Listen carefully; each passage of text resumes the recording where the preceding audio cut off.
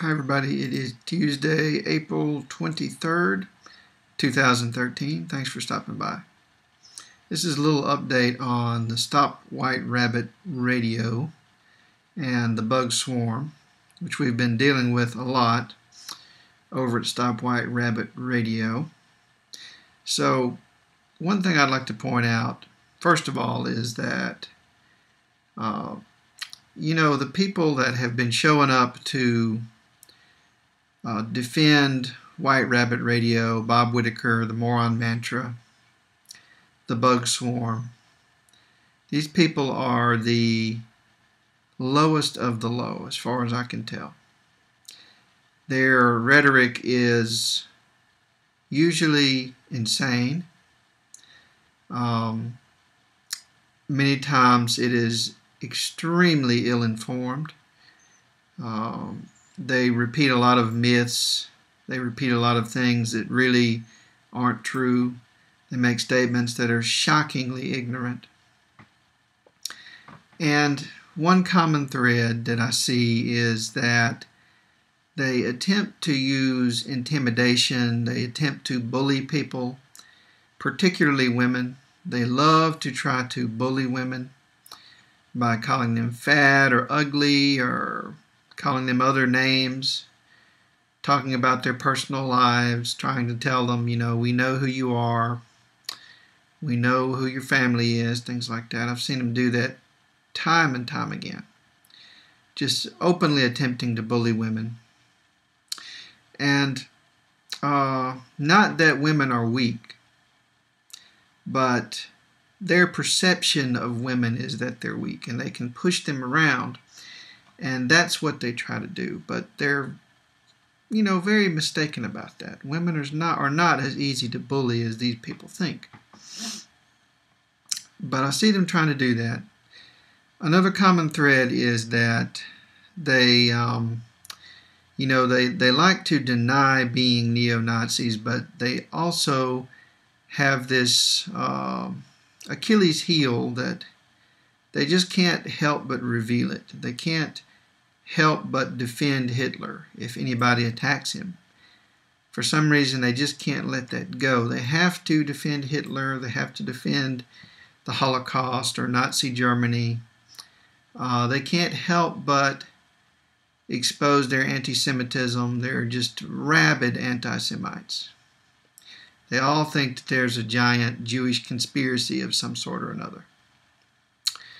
They frequently use the N-word, and it just seems they just can't help themselves, or either they think it doesn't matter. They think that when they do that, it's a positive thing for them, even though they've spent so much time telling each other, rein back the N-word, rein back the slander of Jews, don't talk about Hitler.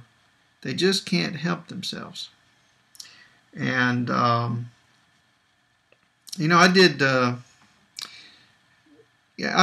told you before that the bug swarm and these neo-Nazis, they love to wrap themselves around the idea of free speech and say that they can harass you and slander you and threaten your life and all that, and it's just free speech. They can take over your spaces and turn them into Nazi propaganda, and that's free speech. So they love to whine about free speech, but they don't believe in free speech at all. They don't even believe in free thought. They believe in killing everybody who disagrees with them, if they can get away with it. And, that has been illustrated to me time and time again when members of our group have gone to the bug swarm to paste our own propaganda. I haven't done that, but I'm not really interested in doing that, but there are some people that have done that as an experiment to see what the bug swarm would do. And they immediately took that stuff down. They immediately started blocking people, trying to prevent people from putting their ideas on the bug swarm. And that's what they think about free speech, and that's their idea of integrity and consistency. There's one standard for them and another standard for everybody else. And, personally, I don't have a problem with that. The bug swarm is their website. If they don't want people posting things on there, that's fine. It doesn't bother me a bit. I'm not even interested in putting anything on the bug swarm, but the thing I'm pointing out is they don't accept your right to do that on your website, but they will immediately do it on their website. And they don't see any problem with that. Okay. So it's a double standard. And, the other day I put up a couple of political cartoons about Bob Whitaker. And it seems old man Bob is wetting his diapers over that. He just cannot stand it. He is spitting his dentures against the wall or something. He is going nuts. And the reason why he's going nuts is that I made a cartoon depicting him using the N-word, depicting him calling intellectuals or liberals girls, and telling people to pretend they're not Nazis. Now that just drove Bob Whitaker into a geriatric fit. And he was hitting the walls with his walker. But what I want to point out to Bob Whitaker is that, if you want to sue me for libel, as you have been talking about endlessly on the bug swarm. Bob Whitaker has been endlessly talking about suing me for libel for those cartoons. I just want to say, Bob Whitaker, if you're not a bitch, you will sue me. Please sue me, Bob Whitaker, because I really want to take possession of all of your earthly possessions. I want to get all of your stuff, Bob Whitaker. I want to get everything you own. So if you are not a bitch, then you'll sue me. Now, the thing that Bob Whitaker probably has forgotten is that when I depicted him saying the N-word, I wasn't making that up. I mean, I have the article where Bob Whitaker is calling black people the N-word over and over again. And he's also calling intellectuals women and girly girls. And the only masculine figures are screaming N-words. That's what you said, Bob Whitaker. Maybe the Alzheimer's has kicked in and you just don't remember that anymore. Also, Bob Whitaker explicitly told people to hide their swastikas. He said, leave the swastikas at home for now. That's what Bob Whitaker said. So when I said when I depicted that, I was just paraphrasing him. I wasn't making anything up. And on the other hand, Bob Whitaker and his followers have made up all kinds of things about me. Like I'm against white people, I'm against this, I'm against that. I am some kind of, criminal.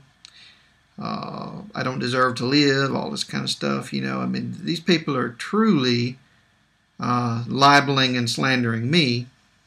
And everything I've said about them so far is pretty charitable and pretty true. So, I certainly hope that Bob Whitaker is not a bitch and he sues me. But I think he's just a bitch. And, he can talk about suing people all he wants because he just can't handle the fact that people are exposing him. And I even saw an article by Bob Whitaker the other day where he talks about displaying the Nazi swastika on his wall. And the thing that really struck me about that article, not just the fact that Bob Whitaker is openly talking about himself being a Nazi, and he's talking about if fighting back against the federal troops coming to the University of Mississippi is being a Nazi, then I'm a Nazi. That's what he's saying. And he hates Jews, of course, by the way. So what Bob Whitaker is talking about is in 1961 or 1962, somewhere around there. I can't remember exactly the exact year. But in the early 60s, there was a man named James Meredith who wanted to go to the University of Mississippi, Ole Miss. Now, Ole Miss was only for white people, of course. It was a good school in the state. The black schools were crap. Nobody wanted to go to them, okay? So he wanted to go to the good school. So what happened was Ross Barnett, the governor, threatened to secede from the Union and whipped everybody up into a racist frenzy. And when James Meredith went to the campus to spend the night and to register the next day, everybody thought he was at the Lyceum, which is a Greek, classical Greek structure on the campus. So they tried to get him, and they had U.S. Marshals to come and protect James Meredith. It's about a dozen of them, I believe, somewhere around there. And they had a riot throughout the entire town. They had a huge riot, and especially on the campus, they had a big riot. And police could not get on campus because it was so thick with rioters. And they had snipers positioned in the trees, and they were shooting at the U.S. Marshals, and one of them was shot through the throat. I don't remember if he actually died or not, but he was shot through the throat, very, very, very critically injured. And what they were trying to do was they were trying to kill or drive away the remaining U.S. Marshals so they could storm the Lyceum and lynch James Meredith and murder him for trying to go to school. So what they had to do was they had to call in the Mississippi National Guard, and the National Guard came on campus and restored order as much as possible and drove those people away. Okay, so that James Meredith would not be murdered. Now that is totally unacceptable to Bob Whitaker. Bob Whitaker sees that as an attack. And so he's a Nazi because the National Guard protected James Meredith from being murdered. That's what Bob Whitaker said. So apparently Bob Whitaker wasn't so upset about the fact that people are about to murder James Meredith, but when people came in and stopped it, he paid attention. Suddenly he noticed that something was wrong, and he decided to do the Sieg Heil in front of his burning cross and show everybody how unacceptable it was. Okay, so that's Bob Whitaker for you.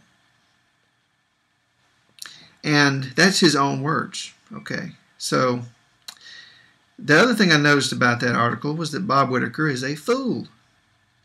Now, what he said was that even though most of the people at Stormfront have swastikas associated with their accounts, they have swastikas displayed on their home pages, or they have swastika profile images or whatever, none of those people are Nazis. Not one.